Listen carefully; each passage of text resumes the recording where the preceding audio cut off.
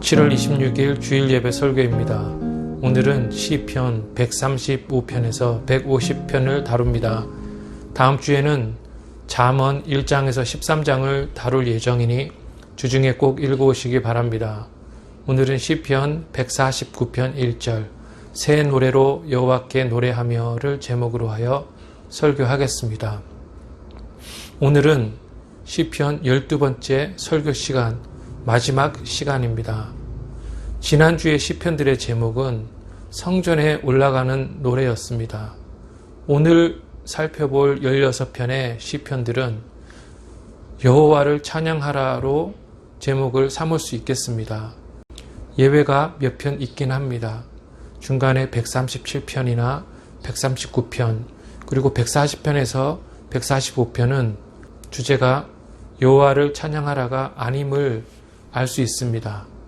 이들을 먼저 살펴보고 찬양에 대한 나머지 시편들을 전체적으로 살펴보겠습니다. 먼저 139편입니다. 139편은 하나님이 나를 너무 잘 알고 계신다는 것을 노래하고 있습니다. 다윗이 지은 이 시편은 나를 살피소서로 마칩니다. 2절에서 5절을 보면 내 말과 생각과 또 마음과 내 행동을 하나님은 모두 알고 계십니다. 나의 들어옴과 나감, 앉고 일어섬, 가고 눕는 것, 이 모든 것을 하나님은 아신다고 합니다. 5절은 하나님이 우리를 보호하신다고 말씀합니다. 내 앞뒤를 둘러싸 계시고 그의 손으로 나를 붙들고 계십니다. 7절은 내가 주의 영을 떠나 어디로 가며 주의 앞에서 어디로 피하리까 라고 말씀하면서 세상 어디를 가도 하나님의 손을 떠날 수 없음을 말씀하고 있습니다. 8절을 보면 내가 하늘에 올라가도 하나님이 거기 계시고 저 깊은 곳 수올에 내려가도 하나님이 거기 계신다고 말씀합니다. 9절에는 새벽 날개라는 독특한 표현이 있습니다. 내가 새벽 날개를 치며 바다 끝에 가서 거주할지라도 하나님은 거기 계신다고 말씀합니다. 여기서 새벽 날개란 아침에 해가 떠오를 때 빛이 세상에 닿아서 움직이는 그 영역이 아주 빠른 속도로 진행이 되는데 그 속도로 만약에 날아간다면, 즉 새벽에 그 빛의 움직임의 속도로 우리가 나라가 다다를 수 있는 곳에 간다면 저 멀리도 하나님이 계신다는 것입니다. 즉 우리가 저 높은 곳에서나 저 낮은 수월에서나 거기도 하나님이 계시고, 이 세상에서 하나님을 피하려고 아무리 빠른 속도로 달려봤자 다 우리가 하나님 안에 있다는 것입니다. 또한 12절에는 주에게는 흑암이 숨기지 못하며 라고 말씀합니다. 어두워서 하나님이 보지 못하는 그러한 것은 없다는 것입니다. 13절에서 16절은 하나님이 나를 만드셨기에 나를 잘 아신다고 말씀합니다. 하나님은 나를 모태에서 만드셨고 내장을 지으셨습니다. 이런 것들을 시인은 매우 기묘하다라고 표현합니다. 옛날 성경에는 신묘막측하다고 이렇게 말을 하였는데 ESV 성경을 보면 거기에 무섭고도 놀랍게 우리를 지으셨다라고 되어 있습니다. 왜 우리를 무섭게 만드셨을까요? 인간 육신의 재료는 흙입니다. 우리는 흙에서 왔지만 우리 몸의 구조와 그 작용은 놀라울 뿐입니다. 두렵고도 굉장한 존재가 바로 인간이라는 것입니다. 하나님이 만드신 한 사람 한 사람, 특히 나 자신도 우리가 경히 여기지 말아야 됩니다. 지나친 열등감으로 나는 못났어, 나는 똑똑하지 못해, 나는 장점도 없고 재능도 없어 라고 말하면 안 됩니다. 우리는 무섭게도 탁월하게 귀하게 만들어진 존재입니다. 만물을 맡기실 정도로 탁월한 존재입니다. 사람을 경히 여기면 안 됩니다. 16절에는 내 형질이 이루어지기 전에 주의 눈이 보셨으며 라고 말씀합니다. 내가 모태에서 잉태되자마자 나의 인생 전체를 하나님은 관통하고 계셨습니다. 17절에는 주의 생각이 내게 어찌 그리 보배로운지요 라고 말씀합니다. 하나님은 나를 생각하시기를 끊이지 않으시고 또 계속 나를 지켜보고 계시는 것입니다. 우리는 하나님에게 10년 전 그때 왜 이 길을 막으셨나요? 5년 전 왜 이렇게 하셨나요? 이렇게 질문해 보면 하나님이 그거 잘 모르겠는데 이렇게 하지 않으시고 그 길이 최선의 길이었고 이렇게 했다면 내가 이렇게 되었을 것이다. 하나님은 우리가 지나온 길뿐 아니라 우리가 그 길을 가지 않았으면 우리가 당할 수도 있었을 그러한 모든 가능한 것까지도 하나님은 다 알고 계십니다. 23절에서 이 시인은 하나님이여 나를 살피사 내 마음을 아시며 라고 기도합니다.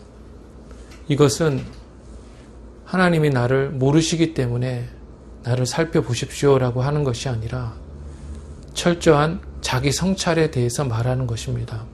혹시라도 내가 하나님께 불순종한 것이 있거든 내가 빨리 깨닫게 해 주십시오 라고 하는 기도인 것입니다.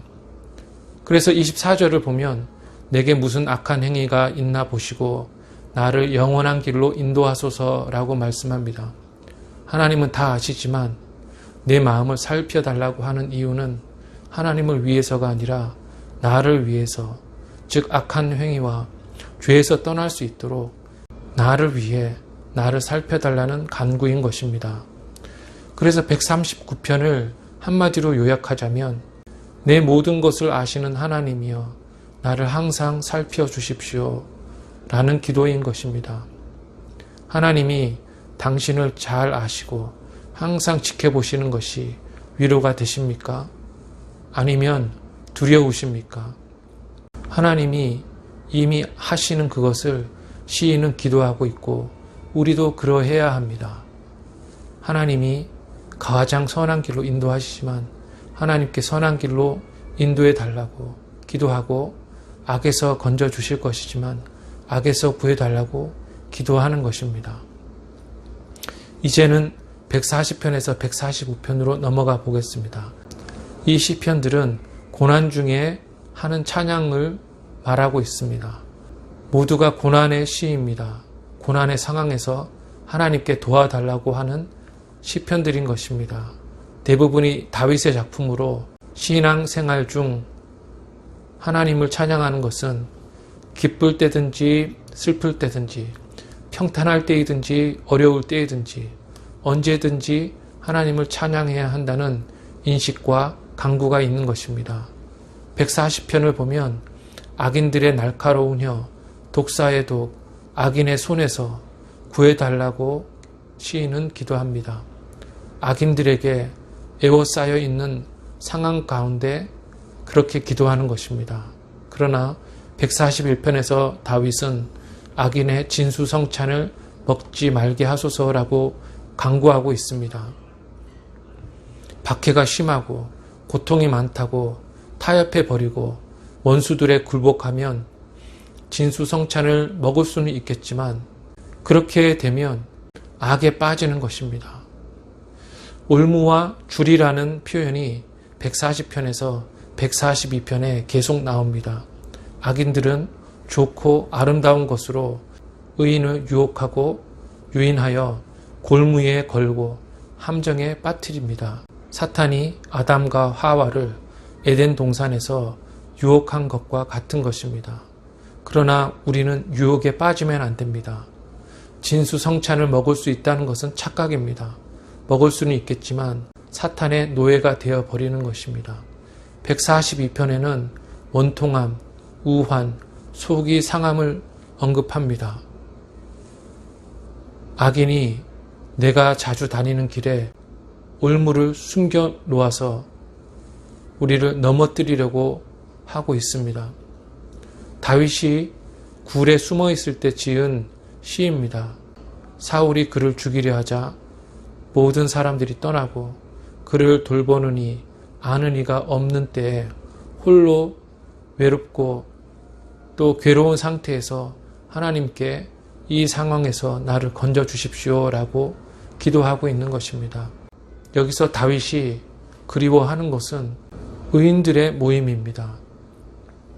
그래서 홀로 있는 자기가 결국엔 그 성도들의 모임 가운데 있을 것을 소망하면서 의인들이 나를 두를 것이라고 그렇게 기도하는 것입니다. 이 의인들은 133편의 형제들이라 할 수 있습니다.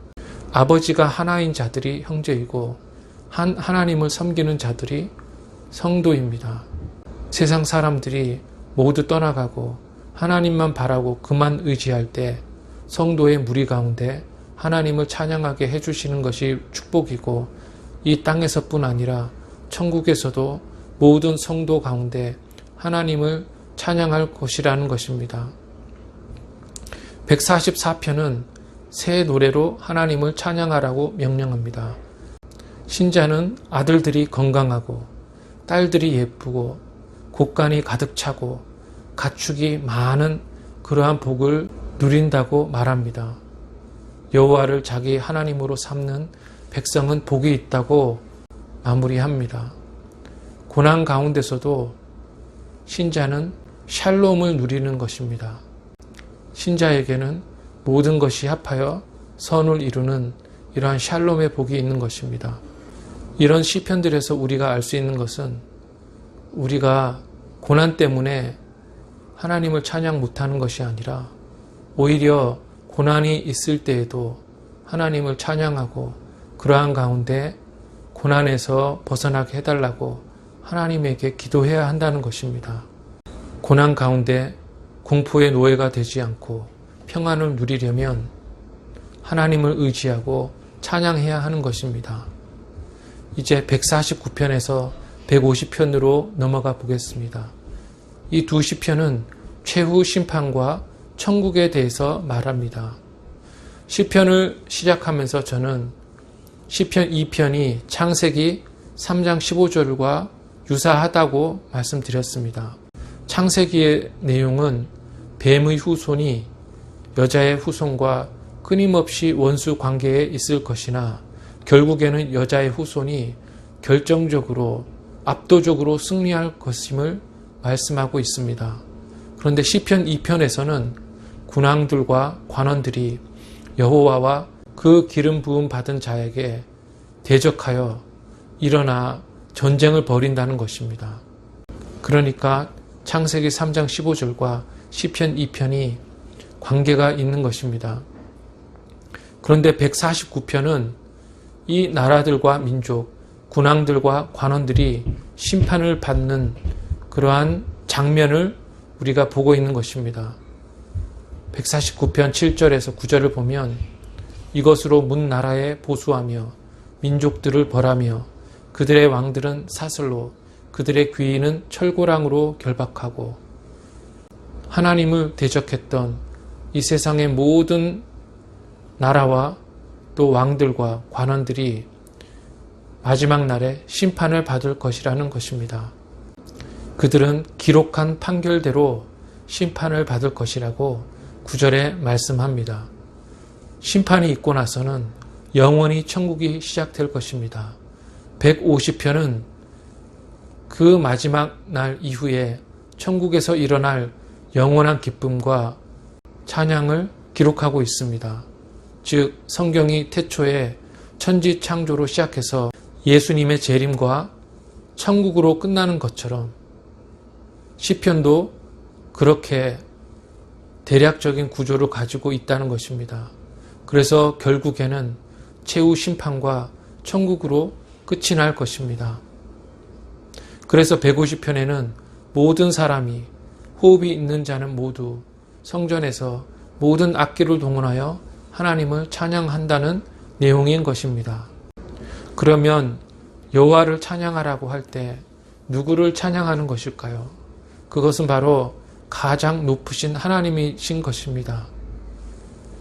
만왕의 왕, 주의 주, 높으신 하나님을 우리는 찬양해야 합니다. 136편 2절에서 3절에 보면 아주 독특한 표현이 있습니다. 거기 보면 신들 중에 뛰어난 하나님, 그리고 3절에는 주들 중에 뛰어난 주, 이런 표현이 있습니다. 주들 중에 뛰어난 주, 이 표현은 주의 주라는 표현인데 매우 높으신 주, 모든 것을 초월하여 계시는 분이라는 뜻이고, 신들 중에 뛰어난 하나님, 이 말은 신의 신 하나님, 세상에서 가장 높으신 분이라는 뜻입니다. 지존하시는 분, 이 세상 어느 것보다도 높으신 하나님, 그 하나님을 찬양하라는 것이고, 그러한 분만이 예배의 대상이 되실 수 있다는 것입니다. 또한 하나님은 왕이십니다. 145편 1절을 보면 왕이신 나의 하나님이라는 구절이 있습니다. 세상 만물을 다스리시는 하나님을 찬양하라는 것입니다. 같은 장 13절에 보면 주의 나라는 영원한 나라이니, 세상에서 가장 높으시며 온 우주 만물을 다스리시는 지존하신 왕이신 하나님을 찬양하라는 것입니다. 그러면 우리는 어떻게 찬양해야 할까요? 새 노래로 모든 것을 다 사용하여 온 정성을 다해 찬양해야 합니다. 우리는 새 노래로 찬양해야 합니다. 149편 1절을 보면 할렐루야, 새 노래로 여호와께 노래하며 성도의 모임 가운데에서 찬양할지어다 라고 말씀합니다. 여기서 새 노래란 무엇일까요? 새로 작곡된 곡을 말을 할까요? 그렇다면 불러보지 못한 노래를 부르라는 말이 될 것입니다. 모르는 노래를 부를 수 없으니 이 새로 작곡된 곡이라는 표현은 말이 되지가 않습니다. 주석들을 보니 마음에서 우러나오는 노래, 국가적 부흥을 나타낼 때 새로운 감사의 표현, 경우에 적합하고 경우를 잘 드러내는 노래라는 견해들이 있습니다. 그런데 저는 여기서 새롭다는 이 말이 첫 번째는 이전에는 없던 것이 이제는 생겨났다라는 뜻일 수도 있고, 아니면 이전의 것이 더 새롭게 되고 더 나아졌다라는 뜻일 수도 있다고 생각이 됩니다. 이 두 번째의 뜻을 택할 경우에는 이 새라는 말은 새로워지다라는 말이 될 것입니다. 또는 회복된이라는 말이 될 것입니다. 그래서 이 말은 성경에서 새롭게 된, 새롭게 하는, 신선한, 또 온전한 이런 의미를 가지게 되는 것입니다. 그래서 이러한 새롭다라는 이러한 뜻에서 우리는 이 새 노래가 의미하는 바를 두 가지로 추측해 볼 수가 있습니다. 첫 번째는 새로워진 마음과, 그러니까 회복된 마음과 영으로 부르는 노래를 말을 하는 것입니다. 신앙이 없었을 때는 아무 뜻도 모르고 그냥 따라 불렀는데, 내가 신앙이 자라고 신앙의 경험을 하게 된 후에 이 노래를 부르니 이 노래가 새롭게 다가올 때 이 새롭게 다가오는 이 노래가 새 노래가 되는 것입니다. 그러니까 내가 내 마음과 내 영이 변하니 노래가 새로워지는 것입니다. 두 번째 새 노래의 뜻은 노래가 경우에 완전하고 적합하다는 뜻입니다. 그 반대의 의미는 부적절하고 경우에 경박한 그러한 노래일 것입니다. 예를 들면 나 같은 죄인 살리신 이라는 이 유명한 찬양을 부르면서 내가 왜 죄인이지? 라고 의심하고 이것을 부르면 그 찬양을 부르는 의미가 별로 없는 것입니다.